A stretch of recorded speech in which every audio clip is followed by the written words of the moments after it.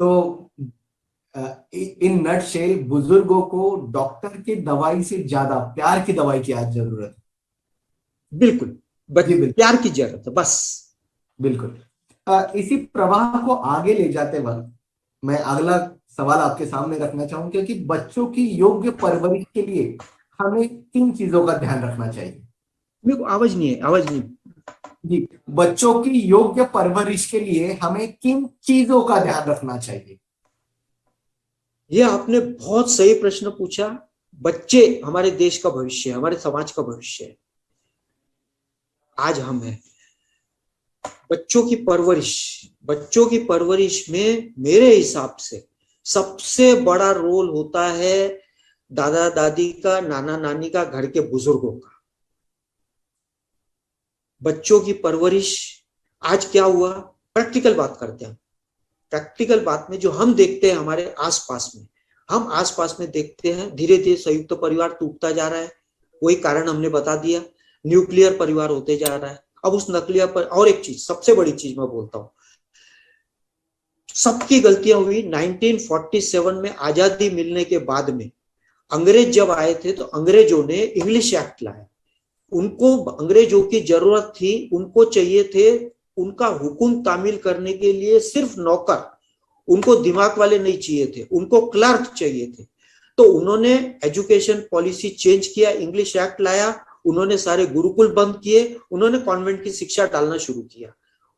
सबसे बड़ी जड़ वहीं से हुई। जब 1947 में हमको आजादी मिली, उस समय हर आदमी अपने फर्ज से चूक गया, चाहे वो नेता हो, चाहे समाज के कर्णधार हो, चाहे कोई भी हो। उन्होंने वापस गुरुकुल शुरू करना चाहिए था। गुरुकुल शुरू नहीं करने से शिक्षा नीति में वही कॉन्वेंट हुआ। कॉन्वेंट में हमको क्या शिक्षा मिली, मातृ देवो भव, पितृ देवो भव, सब भूल गए। एक दिन मदर्स डे, एक दिन फादर्स डे, और इतिश्री हो गया।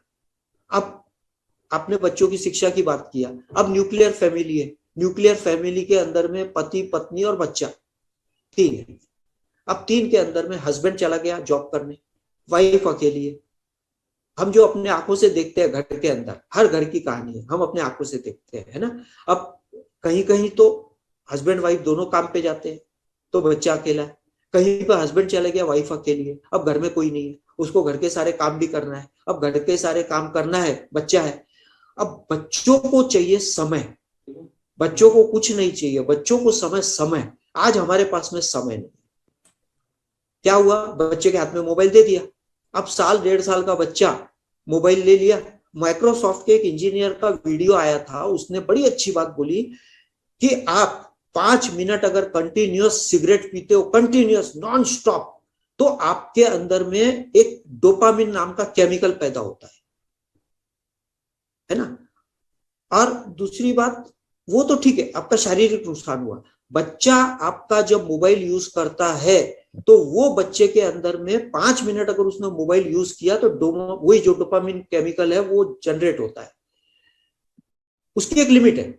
आप कंटिन्यूसली, बच्चा मोबाइल से खेल रहा है, 2 साल का 4 साल का बच्चा कंटिन्यूस मोबाइल हाथ में, मम्मी रसोई में काम कर रही है ना, उसने मोबाइल यूज कर लिया। धीरे धीरे उसकी कैपेसिटी खत्म हो जाती है वो उस केमिकल की। उसने समझा के बताया, वो केमिकल बाद में कन्वर्ट होता है कैफीन के अंदर। और वो जो कैफीन है वो इतना हार्मफुल है कि धीरे धीरे बच्चा, जब वो नहीं मिलता है तो एग्रेसिव हो जाता है। बच्चा धीरे धीरे एग्रेसिव हो जाता है, बच्चा धीरे धीरे डिप्रेशन में जाता है। ये छोटे बच्चों की हालत है जो हम आज नहीं समझ रहे, ये आगे में भविष्य में अपने को प्रॉब्लम होगी। तो बच्चों को समय चाहिए। बच्चे को अगर हम समय दे पाए, और ये सब चीजें कारण क्या हो रही कि माता पिता दोनों बिजी है, बच्चा घर में अकेला है, बात घूम फिर के वहीं आती, संयुक्त परिवार।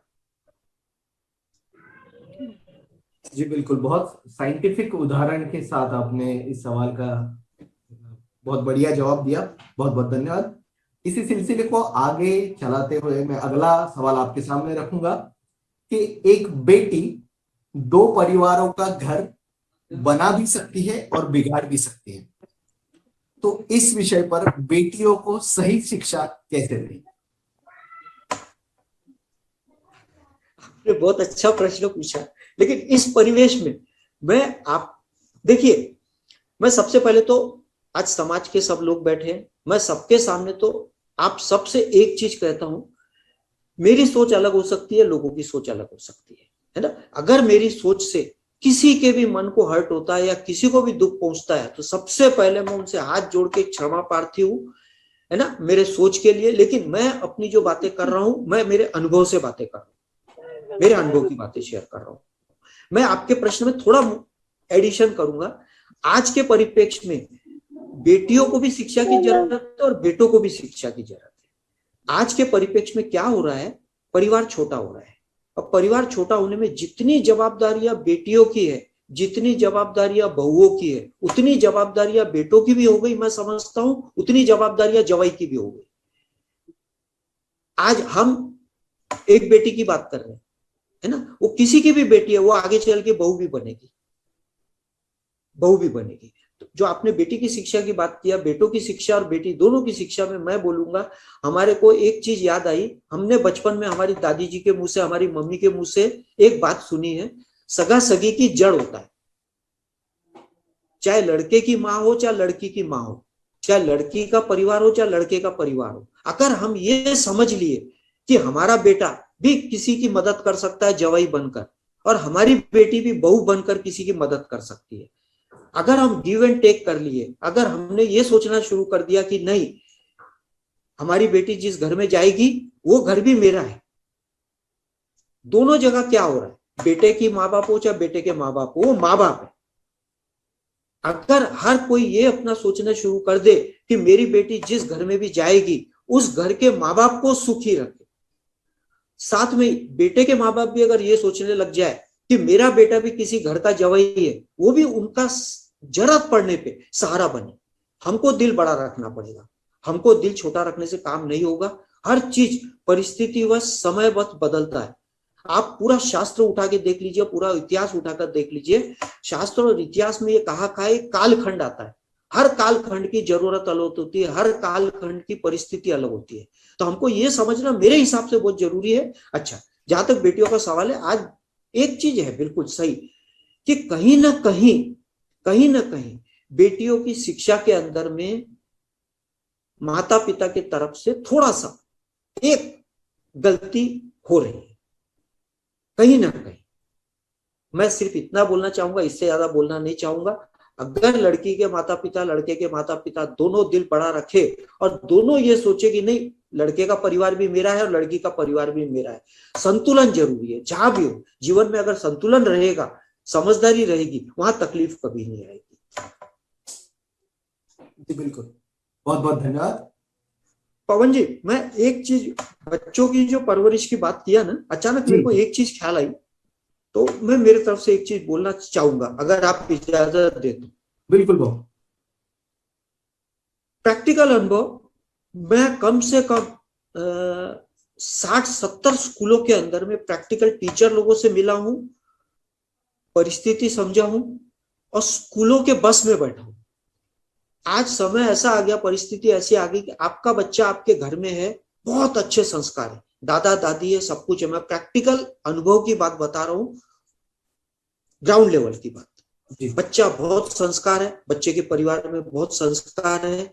अब वो बच्चा स्कूल के बस में बैठा, स्कूल के बस में बैठा, मैं बैठा हूं उस बस के अंदर, कल अले को बस में बैठा हूं। अब वो बच्चा स्कूल के बस में बैठा, अब स्कूल के बस में बैठने के बाद में स्कूल के बस के अंदर में सब बच्चे ग्रुप में झुंड बना के आजकल मोबाइल पे बैठ गए। अब मोबाइल के अंदर में अच्छी साइटें, गंदी साइटें, बोलने की जरूरत नहीं है, सब तरह की साइटें रहती है। अब वो बच्चों ने वो साइटें देखना शुरू कर दिया।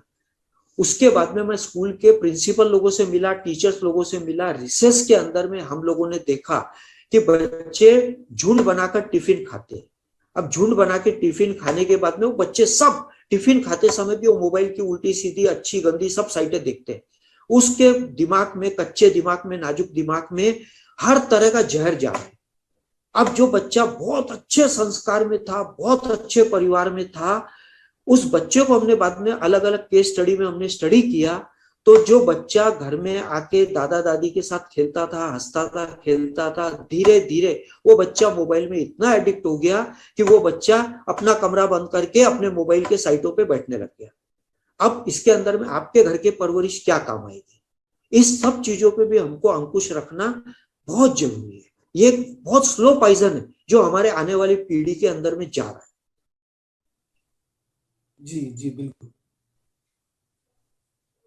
आज उच्च अपेक्षाओं के कारण विवाह योग्य जो सदस्य है उनकी उम्र बढ़ती जा रही है, इसके बारे में आप हम सब क्या कर सकते हैं? यह एक बहुत पेचीदा प्रश्न है।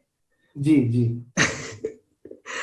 हमारे अलग अलग, यह सिर्फ अपने माहेश्वरी समाज का प्रॉब्लम नहीं है, ये सब समाज का प्रॉब्लम है। सभी सभी अपने समाज। माहेश्वरी समाज में ये प्रॉब्लम इसलिए थोड़ा ज्यादा एक्यूट हो रहा है, कारण अपने माहेश्वरी समाज में पहले क्या था, संयुक्त परिवार था, ज्वाइंट फैमिली थी, बिजनेस था। तो हमारे परिवार में क्या होता था, माहेश्वरी समाज में याद है हमारे लड़कों की शादी 18-20 साल में हो जाती थी, है ना, और लड़कियों की शादियां भी हो जाती थी, बहुत जल्दी शुरू हो जाता था उनका वैवाहिक जीवन। वैवाहिक जीवन जल्दी शुरू हो जाता था, संयुक्त परिवार रहता था, घर में पूरा भरा पूरा परिवार रहता था, सब कुछ रहता था, काका बाबा नाना नानी दादा दादी बुआ मामा बुआ सब रहते थे।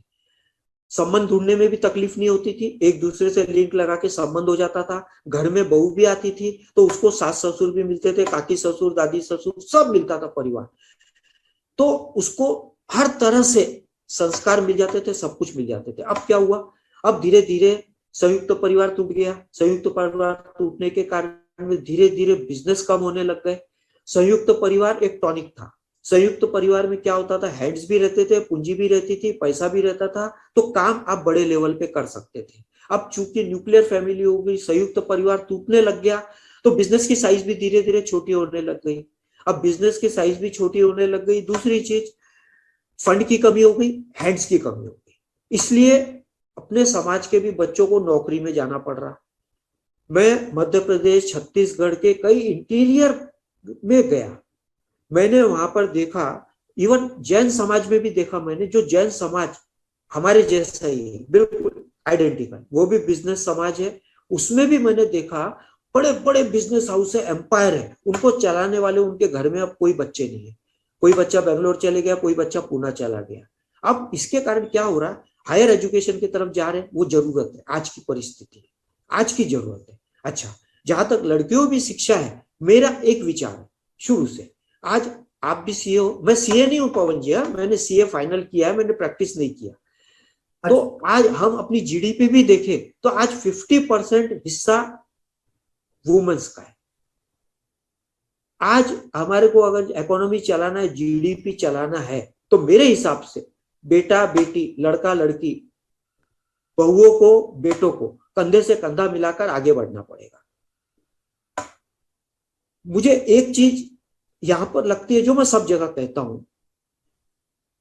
चाहे बेटा हो चाहे बेटी हो, अगर उसमें कुछ हुनर है, उसमें अगर शिक्षा है, तो आदमी का कॉन्फिडेंस बढ़ जाता है, लड़कियों का भी कॉन्फिडेंस बढ़ जाता है। मैं इस चीज का पक्षधर हूं कि बेटियों को हमने शिक्षा देना चाहिए, बेटियों को प्लेटफॉर्म देना चाहिए, बेटियों को भी उतनी आजादी होनी चाहिए, कारण समय बदल रहा है। आज बदलते समय में, बदलते परिवेश के अंदर में बेटा और बहू, बेटी और बहू दोनों को आगे बढ़ना बहुत जरूरी है, लेकिन आगे बढ़ने के साथ साथ सामंजस्य बनाना, संतुलन बनाना बहुत जरूरी है।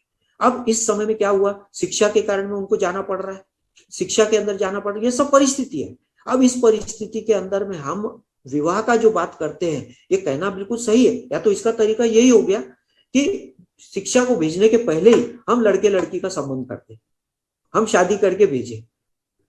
मुझे इस चीज का समाधान,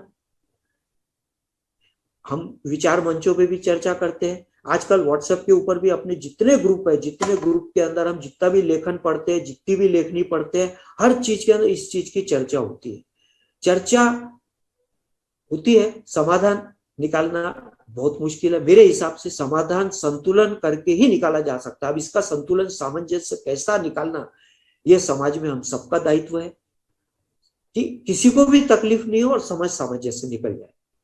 मैं इसमें सिर्फ इतना ही कहना चाहूंगा, इससे ज्यादा मैं क्या कहूँ। जी जी बिल्कुल।